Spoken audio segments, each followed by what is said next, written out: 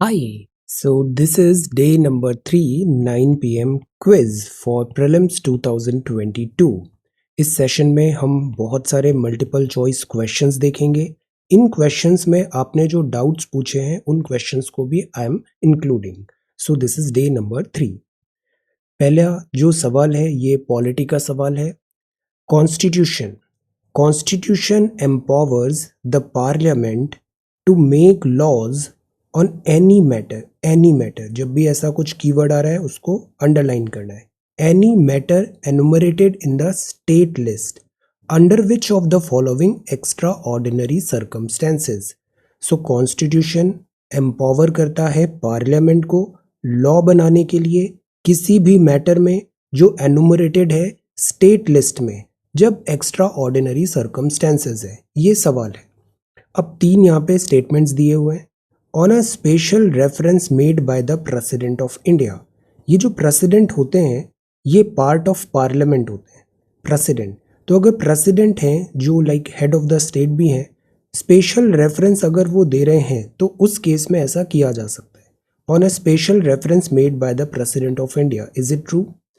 Resolution passed by Rajya Sabha to this effect. Rajya Sabha होती है, states का रिप्रेजेंटेशन है राज्यसभा में, और राज्यसभा बोलेगी तो पार्लियामेंट विधानसभा का जो स्टेट लिस्ट का सब्जेक्ट है उसमें लॉ बना पाएगी। अगर कोई फाइनेंशियल इमरजेंसी है तो एक्स्ट्रा ऑर्डिनरी सर्कमस्टेंसेज में ये काम हो पाए। तो हमें 3 स्टेटमेंट दिए हैं। ये जो वीडियो सीरीज है ना 9 PM क्विज की, इसका आप एक भी सेशन मिस नहीं करना। We are acting like a wave. हर सेशन में आपको कुछ बहुत इंपॉर्टेंट चीज़ें देखने को मिलेगी। सो जैसे पिछले 2 सेशन में हमने जो अप्रोच देखा क्वेश्चंस कैसे करने चाहिए, उसका एप्लीकेशन हम यहाँ पे अभी कंटिन्यू करेंगे। तो सी, जैसे पहला है on a special reference made by the president of India. तो देखो प्रेसिडेंट के पास तो 1 2 3 भी है, 1 2 3। प्रेसिडेंट पार्लियामेंट को कोई नियम बनाने के लिए ऐसे रिक्वेस्ट नहीं करते। Special reference made by the president of India नहीं होगा। तो this is gone, this is gone. Resolution passed by Rajya Sabha to this effect, ये बी में भी है, डी में भी है, तो बी तो सही होगा ही। ये किस आर्टिकल में है मेंशन? ये आर्टिकल में मेंशन है कि राज्यसभा ऐसा रिजोल्यूशन ला सकती है। यहाँ लिखा है इमरजेंसी। इमरजेंसी के भी टाइप्स होते हैं, 352, 356, 360, एक 365 भी हम ले सकते हैं। जो 360 है ये होती है फाइनेंशियल इमरजेंसी। ये फाइनेंशियल इमरजेंसी में बेसिकली ये होता है कि कुछ पैसे कट करने हैं, सैलरीज वगैरह, ये सब चीज़ें होती है। बट यहाँ ऐसा कुछ नहीं होता कि वो स्टेट सब्जेक्ट में जो सेंट्रल पार्लियामेंट है वो लॉ बनाएगा। वो नेशनल इमरजेंसी में हो सकता है जो यूजुअली आर्टिकल 352 वाली होती है, नॉट इन फाइनेंशियल इमरजेंसी। आप इस बात का भी जवाब दो, आज तक इंडिया में कितने बार फाइनेंशियल इमरजेंसी लगी है? So the right answer here is D, केवल ये करेक्ट है। This is wrong, this is also wrong. Next, इस सवाल का जवाब दीजिए। Consider the following statements. President can proclaim national emergency. National emergency मतलब 352 होता है, यूजुअली हम 352 को नेशनल इमरजेंसी मानते हैं। President can proclaim national emergency only लिखा है after receiving a written recommendation from cabinet. तो क्या रिटन होना चाहिए? रिकमेंडेशन फ्रॉम कैबिनेट तो चलेगा, बट ओनली होगा, केवल रिटन होगा तभी चलेगा। Proclamation of national emergency is immune from judicial review. तो नेशनल इमरजेंसी है, एक्स्ट्रा ऑर्डिनरी कंडीशन है, वॉर लाइक या इंटरनल रिबेलियन है, आर्म्ड रिबेलियन है, तो नेशनल इमरजेंसी लगी है। तो उस टाइम पे एक्स्ट्रा ऑर्डिनरी पावर है, जुडिशरी बीच में इंटरवीन नहीं करेगी, बिकॉज सेपरेशन ऑफ पावर भी बोला है मोंटेस्क्यू ने। Is it right? तो सी, जो पहला था पहले रिटर्न नहीं था, तो मतलब ऐसे ही बोल दिया कैबिनेट ने, रिटर्न नहीं आया, मतलब बहुत ज़्यादा यहाँ पे स्कोप था कि इमरजेंसी का मिसयूज भी हो सकता है। सो दैट इज़ वाई फिर इसको बाद में रिटर्न किया, लिखित रूप में बताओ। तो ये जो रिटर्न होता है ना, इसमें हमेशा ज़्यादा पावर होता है। रिटर्न हमेशा चीज़ें होती है वो ज़्यादा वैलिड होती है, फॉर्मल होती है। तो receiving a return recommendation from cabinet होगा। Second, proclamation of national emergency immune नहीं होती है, ये पहले इम्यून थी बट बाद में इम्यूनिटी हट गई। सो the right answer is a, क्योंकि यहां पूछा गया था करेक्ट। ये करेक्ट है और ये रॉन्ग है। ओके, तो जो पहले हमने नियम देखे हैं, हर एक सवाल बहुत अच्छे से पढ़ना है, एक स्टेटमेंट देखना है, ऑप्शंस देखना है, सिली मिस्टेक्स नहीं होनी चाहिए। Consider the following statements regarding fundamental right. अब ये जो FR है, ये फेवरेट टॉपिक है यूपीएससी का। फंडामेंटल राइट्स, हर साल इससे एक सवाल आता है। Fundamental right, they are not absolute but qualified. तो फंडामेंटल हैं बट एब्सोल्यूट नहीं है, ये क्वालिफाइड है। Is it true? They are not sacrosanct और परमानेंट। ये सैक्रोसैंक्ट भी नहीं है फंडामेंटल राइट्स, परमानेंट भी नहीं है। They are justiciable, allowing person to move the courts for their enforcement. तो ये जस्टिसिएबल है, कोर्ट आप जा सकते हो इसके एनफोर्समेंट में। तो आपको बताना है इनमें से कौन से स्टेटमेंट्स करेक्ट है। स्टेटमेंट्स करेक्ट है। अब जैसे जो 3 है, जो जस्टिसिएबल है, yes, heart and soul article 32 justiciable है। आप कोर्ट्स जा सकते हो, सुप्रीम कोर्ट भी जा सकते हो, हाई कोर्ट भी जा सकते हो to enforce for enforcement of these fundamental rights. तो 3 तो होगा, तो हमारे पास ये 2 ऑप्शन बचे। तो इसी तरीके से साइमल्टेनियसली एक भी स्टेटमेंट दिख रहा है ना, एलिमिनेट करते जाओ पैरेलल में, आसान हो जाता है प्रश्न सवाल लगाना। तो 3 तो यहाँ पे होगा, 1 भी यहाँ पे होगा। अब केवल 2 के हिसाब से हमें बताना है कि क्या इसका करेक्ट आंसर है। फर्स्ट करेक्ट है, थर्ड भी करेक्ट है। दे आर नॉट सैक्रोसेंक्ट और परमानेंट। एक आर्टिकल होता था प्रॉपर्टी का, वो अब नहीं रहा, वो अब फंडामेंटल राइट नहीं रहा। अब वो किस आर्टिकल में चला गया है बताइए।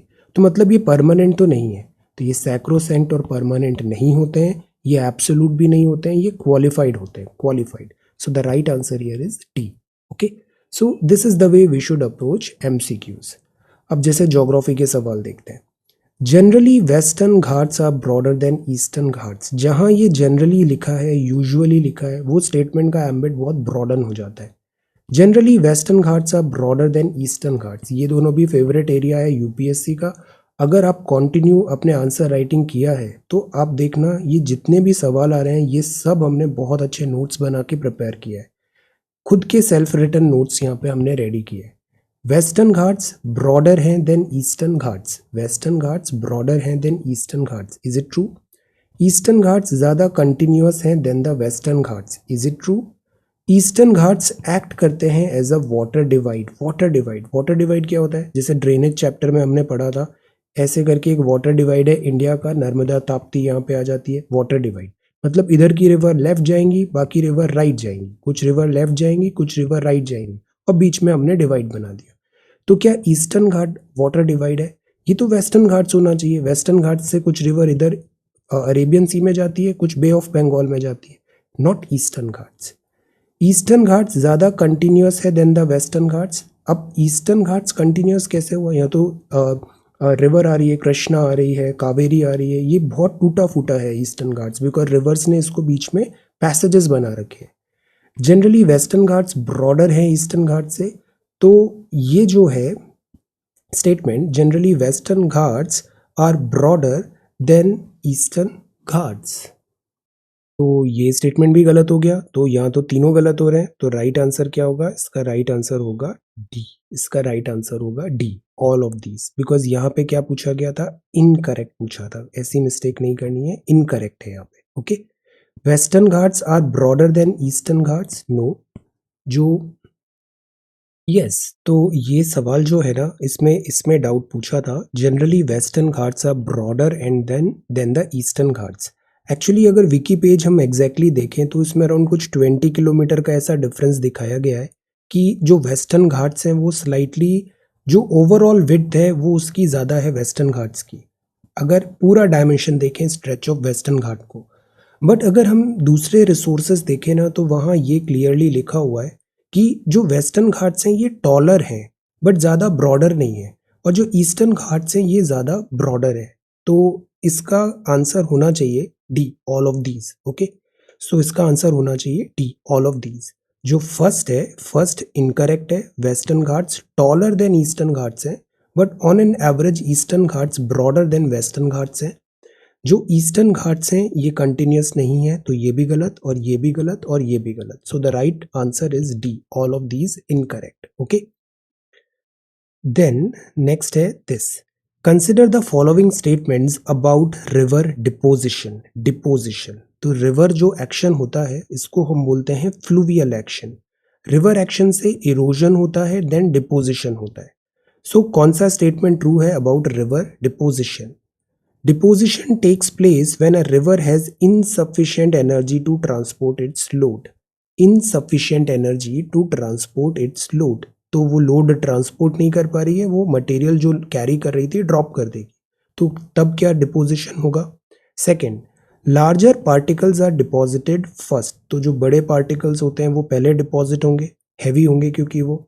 Deposition will occur when the speed of a river is higher, river का स्पीड ज़्यादा है तो डिपोजिशन जल्दी हो जाएगा, तब होगा। अब आपको बताना है इनमें से करेक्ट क्या है। तो देखिए, जो लास्ट स्टेटमेंट है, रिवर का अगर स्पीड ज़्यादा है, जैसे रिवर्स की भी एजेस होती है, यूथ होता है, देन मिडिल एज आता है, देन ओल्ड एज आता है। यूथ में रिवर के पास ज़्यादा एनर्जी होती है, इरोजन ज़्यादा होता है, डिपोजिशन कम होता है। ओल्ड एज में इरोजन कम होता है और डिपोजिशन ज़्यादा होता है। तो ये जो थर्ड स्टेटमेंट है ये गलत हो गया। So the right answer here is C, 1 and 2।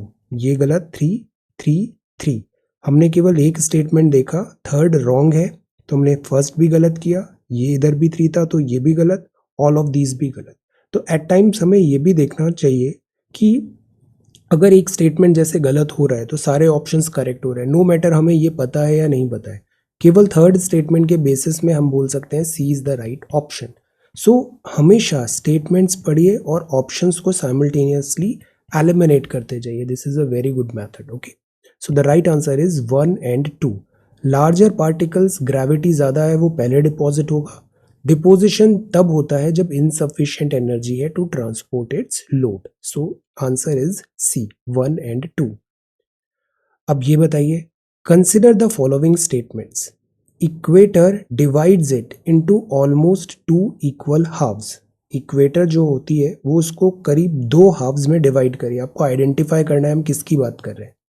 It is bounded by Atlantic Ocean in the west, west में अटलांटिक ओशन है, इसका 1/3 एरिया डेजर्ट लैंड है। तो ये कौन सा कॉन्टिनेंट है? अफ्रीका है, एशिया है, साउथ अमेरिका है या फिर अंटार्कटिका है? कैरेक्टरिस्टिक्स बतानी। सी, इक्वेटर इसको ऑलमोस्ट 2 हाफ में डिवाइड कर रही है। ओके, देन इट इज, तो एशिया में तो ऐसा है नहीं, ये भी नहीं होगा। अंटार्कटिका तो पॉसिबिलिटी नहीं है, साउथ अमेरिका में भी एग्जैक्टली 2 पॉसिबिलिटी नहीं है, सही आंसर अफ्रीका है। अटलांटिक ओशन, अब जैसे ये अफ्रीका है, यहाँ अटलांटिक ओशन है, इक्वेटर करीब ऐसे क्रॉस हो रही है, 1/3 एरिया डेजर्ट लैंड है, सहारा डेजर्ट हो गया यहाँ पे। सो the right answer here is a, the right answer here is a. Okay, तो जो मैपिंग है, मैपिंग में ऐसे सवाल भी आते हैं। मैपिंग आपको अलग से कुछ करने की ज़रूरत नहीं है, जो हमने कवर किया है रिवीजन क्लास में वो मोर देन सफिशिएंट होगा। प्लस आंसर राइटिंग में भी ये 1 बाय 1 हमने सारे oceans and currents and continents cover कर लिए। सो दिस इज ए। जस्ट आपने जो अभी तक काम किया है, जो वर्क किया है, उसको रिवाइज करना है, revision is very very important. Okay, अब जैसे हिस्ट्री की बात करते हैं। Within 2 decades of the possession of Bombay by the English, Bombay emerged as a leading port on the western coast on account of it। देखो, ये जो बॉम्बे है, बॉम्बे का जो पोर्ट है, क्योंकि बॉम्बे वेस्टर्न घाट में, मुंबई आज की डेट में, ये जो वेस्टर्न घाट है, यहाँ जो कोस्ट लाइन है वो नेचुरल पोर्ट बनाने में बड़ी हेल्प करती है।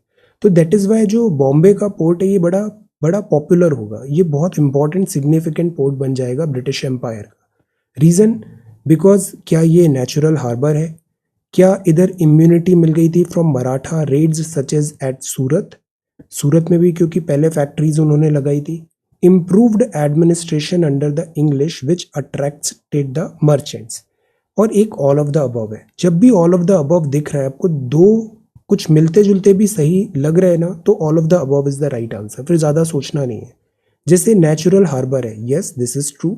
इम्यूनिटी मिल गई, मतलब ये सपोर्ट मिल रहा है, तो 2 पॉजिटिव टाइप के स्टेटमेंट्स मिल गए ना सपोर्टिंग, तो इसका answer all of the above ही होगा, all of the above. Okay, इसमें फिर बहुत ज़्यादा ये नहीं देखना है improved administration under the Singh, ये जो स्टेटमेंट्स हैं ये सपोर्टिंग स्टेटमेंट्स हो रहे हैं सारे, तो D is the right answer, D is the right answer. Okay, then the fundamental principles of Buddhism, Buddhism favourite है, जैनिज्म फेवरेट है।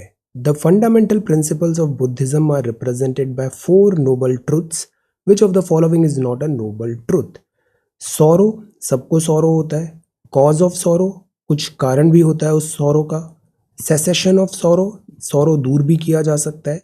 इमोर्टैलिटी ऑफ सोल से, अब बताइए इनमें से कौन सा नोबल ट्रुथ नहीं है। तो ये तो है, ये भी है, फिर ये भी है। बट जो फोर्थ इसके बाद स्टेप आता है नोबल ट्रुथ, वो होता है दिस एट फोल्ड पाथ वाला, कि कैसे आप इन सब से ओवरकम कर सकते हो। So the right answer here is D. Eightfold path क्या होता है ये भी आप बाद में कमेंट सेक्शन में बताना, this is important. Eightfold path, okay, so this is D. अब ये बताइए which what was the most important measure. अब यहाँ मोस्ट लिखा हुआ है, मोस्ट मतलब एक से ज्यादा करेक्ट हो सकते हैं, सबसे इंपॉर्टेंट बताना है। Adopted by the English to destroy the Indian industries, जैसे दादा भाई ने कहा था, ब्रिटिशर्स ने इंडियन इंडस्ट्रीज को डिस्ट्रॉय किया, सिस्टमैटिकली लूट किया, प्लंडर किया। So ABCD। ए है to raise the prices of the raw materials used by Indian industries, prices rise की है रॉ मटेरियल की, Indian industry, is it so? To purchase and export the raw materials used by Indian industries, purchase किया, export किया raw material. Impose many economic restrictions on the Indian industry, ये negative सा statement लग रहा है, और यहाँ पे हमें यही बताना था डिस्ट्रक्शन कैसे हुआ है। To arrange for the availability of better product for Indian masses than the goods produced in India. अब हाँ, उन्होंने बाहर से आके डंप करना चालू कर दिया, तो हम भी जैसे होता है लोकल नहीं खरीदना है, हमें फॉरेन गुड्स खरीदना है, लाइक दैट, तो ऐसा हुआ। बट यहाँ क्या लिखा है, मोस्ट इंपॉर्टेंट मेजर। तो सबसे इंपॉर्टेंट मेजर ये था, ब्रिटिशर्स ने क्या किया, इंडिया से अगर बाहर एक्सपोर्ट होता था तो टैक्स लगता था, एक्सपोर्ट फॉरेन टू इंडिया होता था तो वो ड्यूटी फ्री आता था। तो इस तरीके से सिस्टमैटिकली इन्होंने डिस्ट्रॉय किया। So the right answer is C. Okay, तो ये तो था हिस्ट्री। अब इकोनॉमिक्स में एग्रीकल्चर इकोनॉमिक्स वगैरह सब आ जाता है, तो हम इसको यहाँ देखते हैं। इकोनॉमिक्स इस बार अच्छा खासा आ सकता है, बिकॉज इकोनॉमिक्स बहुत न्यूज़ में था। बेसिक्स हमें पता करने और करंट अफेयर्स रिलेटेड देखने ही है चीज़ें। Okay, arrange the following kharif crop in the increasing order in terms of area under cultivation. तो ये पहली बात, कौन सी क्रॉप्स हैं, खारिफ क्रॉप है, और area under cultivation increasing order में जमाना है। ओके, पहले शुगर केन है, फिर पल्सेस है, फिर ऑयल सीड्स है, फिर राइस है। अब एक चीज़ तो हमें पता है, हम पैडी बहुत खाते हैं, राइस बहुत खाते हैं, तो ये तो टॉप में होना चाहिए। I will approach to this question like this. तो फोर्थ तो हमेशा लास्ट में आना चाहिए, बिकॉज इंक्रीजिंग ऑर्डर है, तो दिस गया, दिस गया। ओके, ए और सी, अब दो ही ऑप्शन बचे। सी 50% एक्यूरेसी बढ़ गई आपकी। अब शुगर केन है, पल्सेस है, ऑयल सीड्स है और राइस है। शुगर केन क्या इतना ज़्यादा है कि दाल से ज़्यादा एरिया में हो रहा है। शुगर केन तो हमें पता है वो यूपी में प्राइमरली होता है, महाराष्ट्र में होता है, थोड़ा इधर साउथ तमिल वमिल, तो ज़्यादा जगह नहीं होगा शुगर केन। तो शुगर केन कम होना चाहिए, एटलीस्ट जो शुगर केन है वो पल्सेस से ज़्यादा नहीं होगा। सो the right answer here is 1 2 3 4। अब देखो, इसको एग्जैक्टली नहीं पता था, बट हम डिराइव कर गए। This was the primary reason मेरे प्रीलिम्स में हमेशा ईजिली अच्छे से क्वालिफाई हो गया। द पॉइंट इज, आप एलिमिनेट करो, लॉजिक लगाओ कि यहाँ पे ऐसा होगा, और थोड़ा कैलकुलेटेड रिस्क भी लो। ब्लाइंड गैस मत लो, बट एजुकेटेड गैस करो। एजुकेटेड उसमें देखो कि कैसे एलिमिनेट हो रहा है। तो सी, राइस आई न्यू कि ज़्यादा होना चाहिए, शुगर केन इतना नहीं होना चाहिए, तो 1 2 3 4 C is the right answer. अब ये जो एजुकेटेड गैस है, ये भी ब्लाइंड नहीं होता है, इसके लिए आपको बहुत सारी पेरिफेरल बैकग्राउंड नॉलेज होना चाहिए था, जैसे I knew about rice, I knew about sugar cane. So एक पेरिफेरल आपको पता होना चाहिए। अब देखो, राइस 266 है, ऑयल सीड 175 है, पल्सेस 111 है, शुगर केन देखो केवल 51, 2 या 3 राज्यों में ही है, ज़्यादा नहीं है शुगर केन। तो शुगर केन तो पहले ही होना था और राइस आखिरी में ही होना था।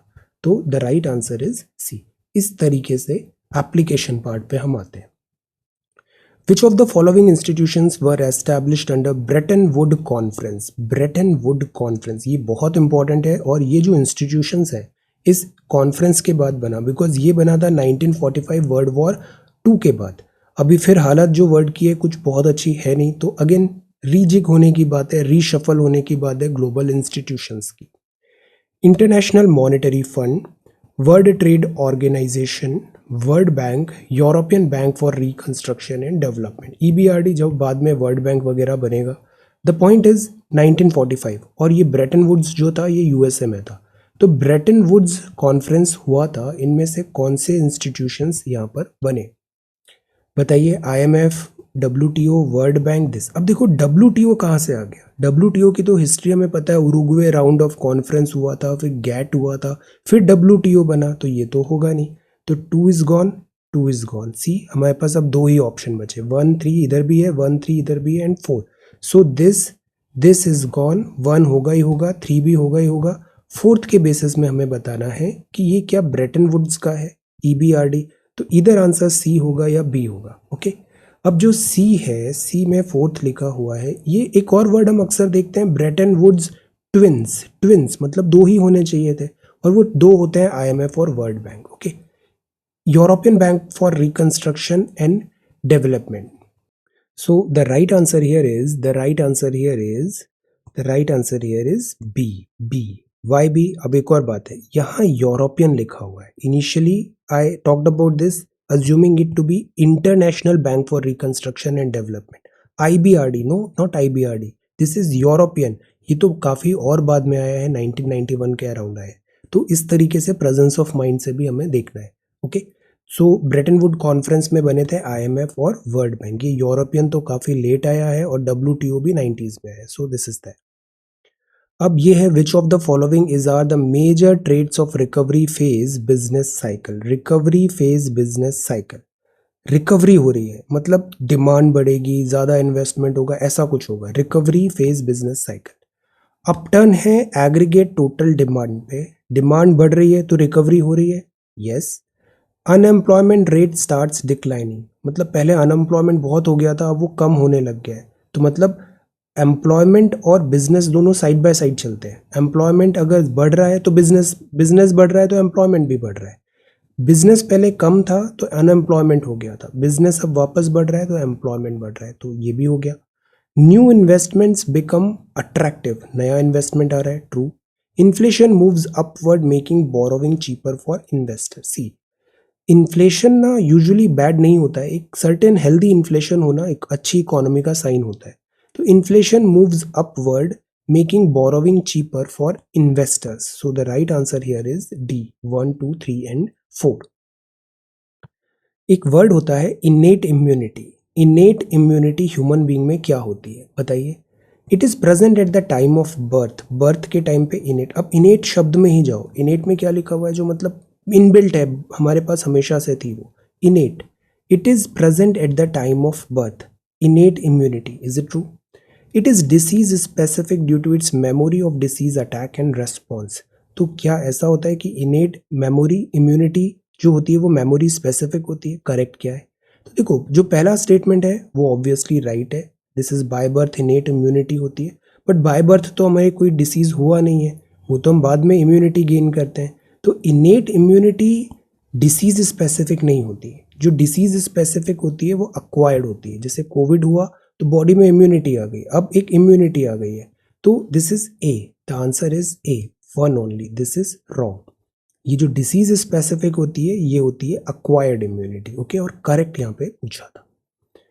अब जैसे ये बताइए, element not caused by virus, virus से नहीं होता है। इन्फ्लुएंजा, टाइफॉइड, मलेरिया या फिर severe acute respiratory syndrome virus से नहीं होता है। क्या लिखा है? Not caused by virus.